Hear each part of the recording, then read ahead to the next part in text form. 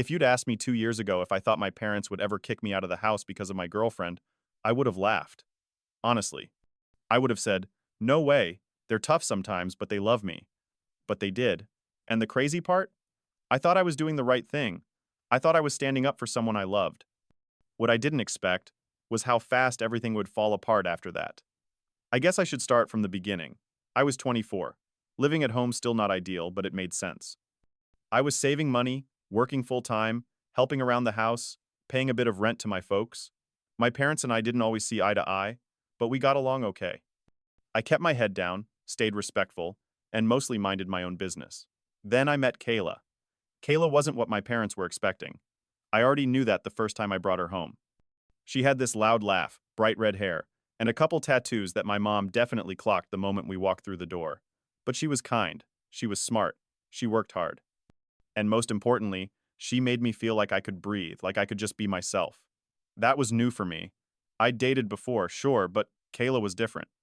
She challenged me, made me laugh, talked to me like an equal.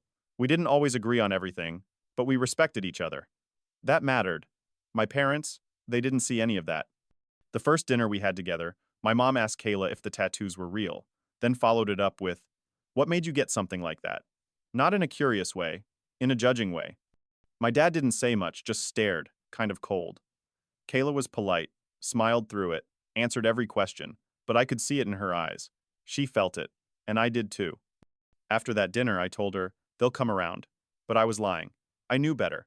I just didn't want to admit it yet. Over the next few weeks, things got weirder. My mom would make these little comments whenever I mentioned Kayla. Is she still working at that coffee place? Do her parents know what she's doing with her life? That kind of stuff. Subtle jabs wrapped in small talk. One day I came home after spending the weekend at Kayla's apartment and my dad was sitting in the living room waiting. Television off. Lights dim. Just sitting there like he was expecting me. I said, "Hey." He said we needed to talk. You know that tone dads get? Like they've already made their mind up before you say a word? Yeah, that tone. He told me not asked. Told that I needed to be smart about who I was spending my time with. Said Kayla wasn't long-term material. I asked what that even meant. He said, she's not our kind of people. I just stood there, stunned. Like, what do you even say to that? I told him, I care about her. She treats me with respect. That should be enough. And he said, respect isn't everything. Then he just got up and walked out. I sat there in the dark for a long time, wondering when things got so rigid. I used to think my parents were just protective. But that night, I realized it wasn't about protection. It was about control. From that point on, things got worse. Cold shoulders, passive-aggressive dinners. My mom started going through my laundry and accidentally finding Kayla's stuff mixed in. She made comments like, I don't think it's appropriate for her to be staying here overnight. I wasn't 15. I was a grown man paying rent. But in their house, their rules. I tried to keep things calm, tried to juggle both sides. But eventually that became impossible. And then came the night everything snapped. It was a Friday night, nothing out of the ordinary, just one of those slow evenings where I figured I'd hang out with Kayla for a bit and then head home. She'd had a long week at work, some issue with a customer who tried to return a blender 3 months past the policy window, and I brought her takeout just to cheer her up. We ate in her tiny kitchen, laughed about dumb stuff, and then around 10 she offered to drive me home since my car was in the shop. As we pulled into my parents' driveway, the porch light was already on, which I thought was odd. Usually, they were in bed by that time. The moment I stepped inside, I knew something was off. My mom was standing in the hallway, arms crossed, and my dad was in the kitchen, pacing slowly, like he'd been building up steam all night. Before I could say anything, my mom said, "We need to talk. Now." Kayla stepped in behind me, but my mom immediately glanced at her and said, "Alone."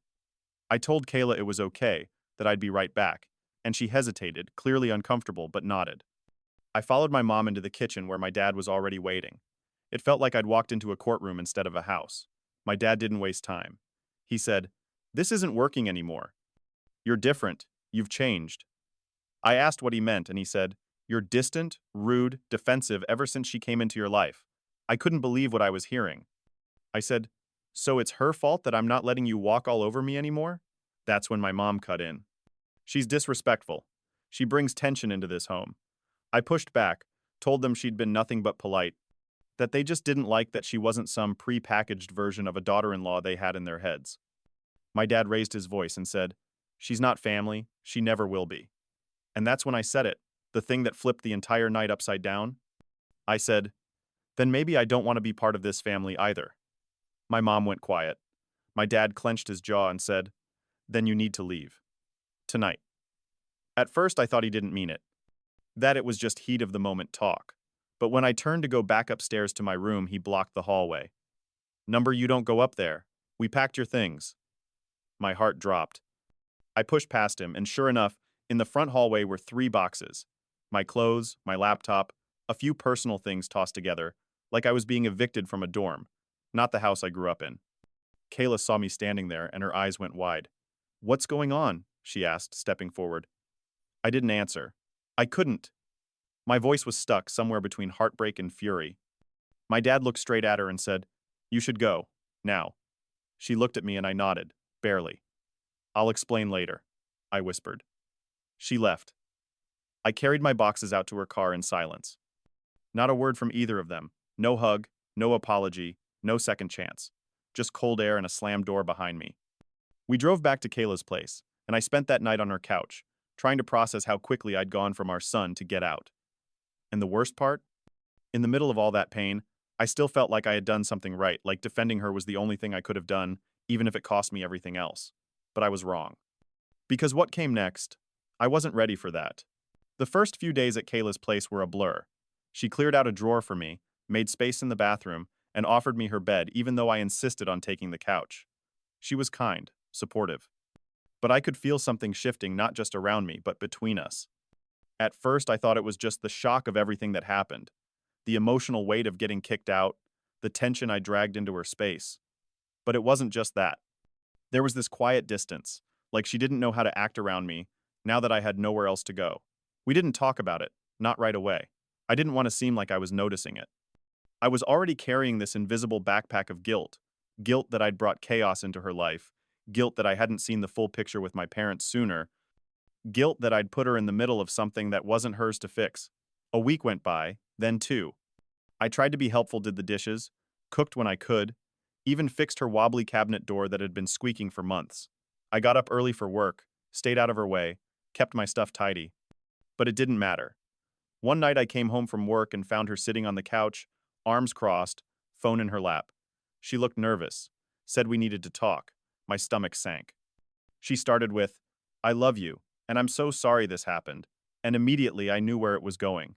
She said she didn't expect things to move this fast. That having me there all the time, every day, every night, it felt overwhelming. Not because she didn't care, but because she wasn't ready for this version of us. She said, I don't want to become the next thing you lose if this pressure builds up. I didn't know what to say. I just sat there, trying not to let my face show what my chest felt like the floor had dropped out again. She wasn't asking me to leave, not exactly, but she was asking for space. And I couldn't blame her. I'd gone from visiting boyfriend to displaced son with a duffel bag and a pile of emotions neither of us had the tools to handle. I told her I understood. Told her I'd look for a place as soon as I could. That night I slept on the couch, but it felt different, not temporary, not romantic, just fragile. Like I was one awkward moment away from losing the only support I had left. The next day I skipped lunch and started scrolling rental listings. Most were way out of my budget. A few were sketchy at best. I reached out to an old coworker who'd mentioned having a buddy with a basement unit, and by some miracle it was still available. It wasn't much unfinished walls, low ceilings, no stove, but it had a door that locked and a bed. That's all I needed. I moved in a week later with a folding table, 2 garbage bags full of clothes, and a $30 lamp I bought from Goodwill. And for the first time in my adult life, I was completely on my own. No backup plan, no soft landing, just me, my job, and whatever scraps of pride I had left. I didn't talk to my parents. I didn't block them, but I didn't reach out either. They didn't call. Not for my birthday. Not when I updated my address. Not when I got the new job a few months later. I guess I shouldn't have been surprised. I'd made my choice, and they'd made theirs. Still, I checked my phone more than I'd like to admit, hoping for something, anything. But all I got was silence. And in that silence, something started to grow that I wasn't ready for regret. Not because I stood up for Kayla, not because I left, but because I never stopped to question what she really wanted in all this. I kept telling myself I was protecting her, defending her, being the guy she could count on, but maybe what she needed wasn't someone to fight her battles. Maybe she needed someone who knew when to step back. Who knew how to be there without turning every disagreement into a line in the sand? Because as much as I thought I was standing up for her, maybe I was also trying to prove something to myself. That I wasn't weak. That I could choose my own path. That I could be loved without strings. But love isn't something you win by walking away from one person and clinging to another. Real love takes more than loyalty. It takes timing, clarity, room to breathe. And by the time I realized that, she was already slipping away. I didn't know the last conversation Kayla and I had would be our last. It wasn't loud or dramatic. There was no shouting, no slammed doors. It was just one of those quiet endings you don't even realize is an ending until you're sitting alone a week later, replaying her words in your head. She came by the basement apartment on a Sunday afternoon.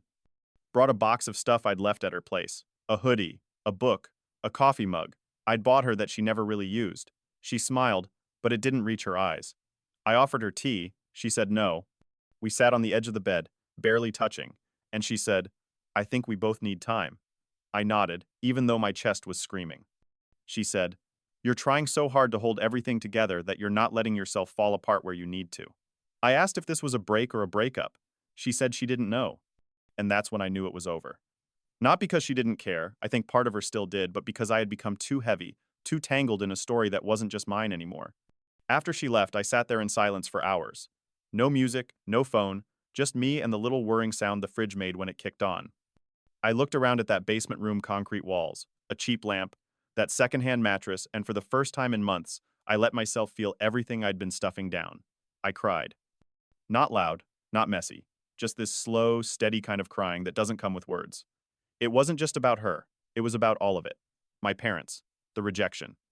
The way I kept choosing pride over peace and didn't know how to stop. Weeks passed. I went to work, came home, paid bills. I kept things moving, because that's what you do.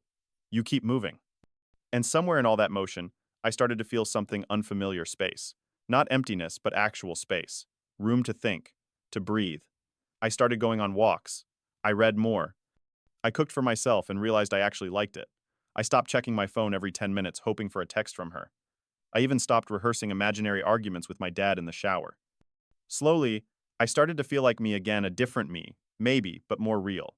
And then one night, about 6 months after I'd left home, I got a call from a number I didn't recognize. I let it go to voicemail. A few minutes later, I listened. It was my mom. Her voice was shaky. She said, "We heard about the new job. Your aunt told us. We're proud of you. We miss you. I miss you." That was it. No apology, no mention of Kayla. Just those 3 sentences, played back over and over in my ears. I didn't call her back. Not that night. Not yet. I wasn't ready. But I saved the voicemail, and I didn't delete it. Sometimes people expect stories like this to have some big reunion at the end. A family dinner, hugs, forgiveness, everything wrapped up nice and clean. But that's not how real life works. Real life is slower, messier. Sometimes love stays silent. Sometimes forgiveness is something you give yourself, even if the other person never says they're sorry. I still don't talk to my dad. I'm not sure if I ever will. But I did text my mom on her birthday. Just one line. "Hope you're doing okay." She replied a few hours later with a photo of a pie she'd baked. No words. Just the pie. And somehow, that felt like enough. As for Kayla, I haven't seen her since. I heard she moved to another city, started fresh, doing something in graphic design now. I hope she's happy. I really do. She taught me a lot, not just about love, but about who I am when I'm under pressure, when I'm grieving something I can't explain. I don't regret defending her. I don't regret standing up to my parents. But if I could go back, I think I'd try to listen more to her, to myself, to what wasn't being said. Now, when people ask why I don't go home for the holidays, I just say, it's complicated. Because it is. And that's okay. I've learned that family isn't always where you came from. Sometimes, it's where you choose to stay. And for the first time in a long time, I'm staying here in this life. I built on my own not because I was pushed into it, but because I finally decided it was mine.